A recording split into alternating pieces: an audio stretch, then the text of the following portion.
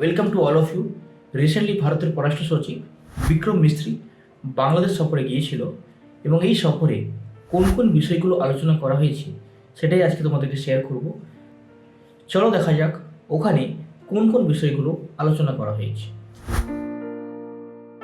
Actually as a Indian citizen হিসেবে যখন আমরা দেখি সোশ্যাল মিডিয়াতে বাংলাদেশের উগ্র চিন্তাভাবনা, কখনো তারা বলে ভারত তো দূরের কথা, আমেরিকা আমাদের সাথে টিকবে না ইনশাআল্লাহ। আমরা দেখছি 4 দিনের মধ্যে আমরা কলকাতা হোল করে নেব।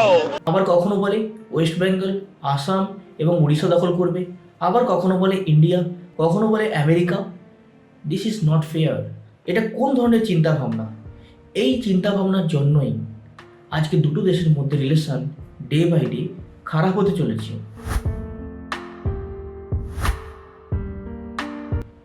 কিন্তু এই চিন্তাভাবনার সাথে বাংলাদেশের অন্তর্বর্তী সরকার এটাই কি চায়?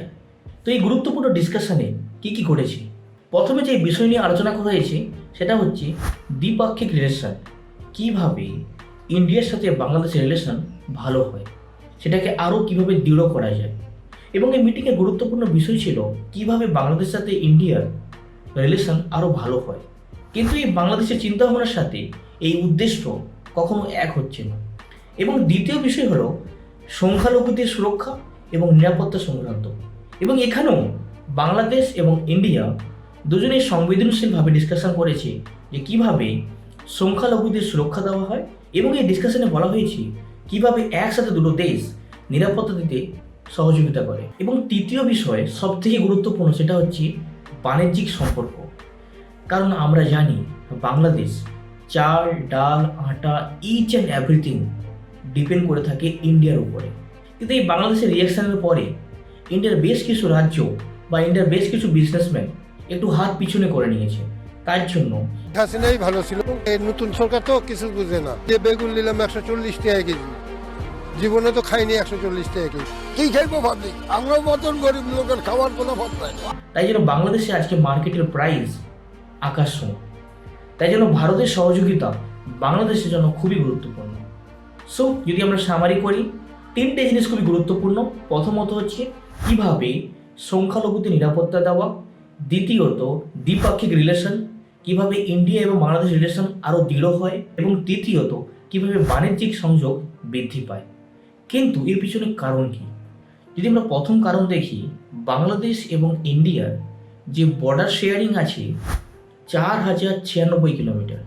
তাই দুটো দেশের মধ্যে রিলেশন ভালো রাখা উচিত, না হলে ইনডাইরেক্টলি ডাইরেক্টলি দুটো দেশেরই ক্ষতি। And second most important, that is trade relation, বাণিজ্যিক সম্পর্ক। 2023 এবং 24-এর মধ্যে ইন্ডিয়া এবং বাংলাদেশের মধ্যে 18 বিলিয়ন এক্সপোর্ট ইম্পোর্ট হয়।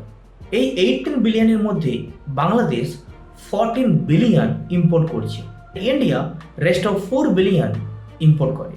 তাই জন্য বাংলাদেশের খুবই গুরুত্বপূর্ণ ইন্ডিয়ার সাথে ভালোভাবে রিলেশন করা, না হলে বাংলাদেশেরই ক্ষতি। বাংলাদেশ যদি মনে করে যে আমরা পাকিস্তান থেকে ইম্পোর্ট করে নেব, that is next to impossible. এই কারণ পাকিস্তানকে পুরো ইন্ডিয়ার বর্ডার ঘুরে বাংলাদেশে পৌঁছতে হবে, তখন তার প্রাইস অলরেডি এক্সপেন্সিভ হবে। That is not good for Bangladesh people. তাই জন্য বাংলাদেশকে এটা ভাবা উচিত ইন্ডিয়ার সাথে কীভাবে রিলেশন আরও ভালো হয়। যদি আমরা হিস্ট্রিকে দেখি, ইন্ডিয়া কখনো চাইবে না যে বাংলাদেশে খারাপ হোক। এবং যদি আমরা দেখি ডিফেন্সে আমরা সবসময় সহযোগিতা করেছি এবং আগেও করব। আমার এইটুকু অনুরোধ থাকবে, তোমরা হিস্ট্রি পড়ো, ইন্ডিয়া কীভাবে তোমাদেরকে সহযোগিতা করছে বা আগে করেছিল বা আগে করবে, বাংলাদেশ কীভাবে ইন্ডিয়ার উপর ডিপেন্ড, একটু স্টাডি করো। আবেগের বেশি সব কিছু করে দিলাম, সেটা ভালো নয়। তোমরা জানো পাকিস্তান সবসময় ইন্ডিয়ার ক্ষতি চেয়েছে এবং সেখানে পলিটিশিয়ান সেটাই সবসময় করে গিয়েছে। আজকে পাকিস্তানের কী অবস্থা। কিন্তু বাংলাদেশ, তোমরা যদি না চাও এটা, তো প্লিজ ইন্ডিয়ার সাথে দোস্তি করো। ইন্ডিয়া কখনো তোমাদের সমস্যা করবে না। এটাই হচ্ছে Hindustan, we proud of our country. তোমাদের কি মতামত? বাংলাদেশ কি দুইভাবে রিয়াকশান করছে? সরকারিভাবে বাংলাদেশ ইন্ডিয়াকে বন্ধু চায়, কিন্তু বেসরকারিভাবে ইন্ডিয়াকে কি শত্রু ভাবে? তোমাদের কি মতামত অবশ্যই কমেন্টে করবে। And if you visit first time and if you enjoy my videos, then please my dear friend, like and subscribe my channel and share to your friends. Thank you so much. Jai Hind.